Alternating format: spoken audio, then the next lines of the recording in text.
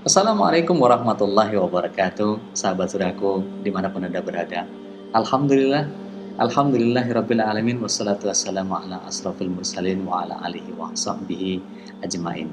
Masih bersama Dodi Aljambari dalam kisah teladan. Kali ini ada Abu Bakar As-Siddiq yang saya akan ceritakan kenapa dia bisa mendapatkan gelar As-Siddiq. Ketika Rasulullah SAW pulang dari Mi'raj, maka Rasulullah SAW menuturkan kepada begitu banyak orang ketika itu bahwa Rasulullah SAW baru pulang dari Palestina. Maka seketika itu juga para sahabat yang lain merasa bahwa ada yang gak beres dengan apa yang dituturkan dengan Rasulullah SAW ini. Kenapa?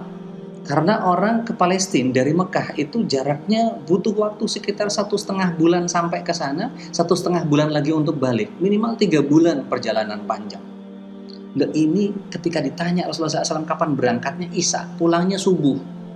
Bagaimana mungkin? Tidak bisa dinalar dengan akal logika manapun.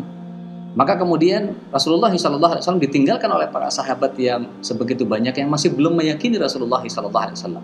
Maka kemudian ketika mereka keluar dari tempat Rasulullah SAW berkumpul itu, maka kemudian bertemu dengan Abu Bakar As-Siddiq radhiyallahu anhu. Nah, Abu Bakar As-Siddiq radhiyallahu anhu ini ketika bertemu dengan segerombolan para sahabat yang lain ini, maka kemudian mulai muncul statement-statement yang sangat tidak mengenakan, yakni ketika sampai kepada Abu Bakar As-Siddiq radhiyallahu anhu, ya Abu Bakar, itu sahabatmu Muhammad sudah mulai gila, masa dia katakan dia baru dari Palestina dalam waktu yang sangat singkat, dia berangkat Isya pulangnya subuh.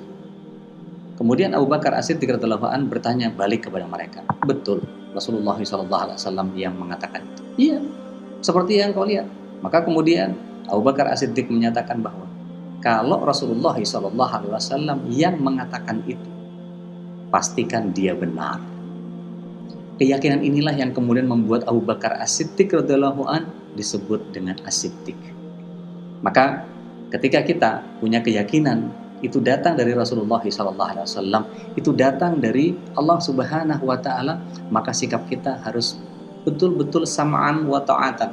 Apa yang kita dengar kita taati, sebagaimana Abu Bakar As-Siddiq radhiyallahu anhu, sebagaimana Ibrahim alaihissalam ketika diperintah untuk taat maka dia tunduk patuh.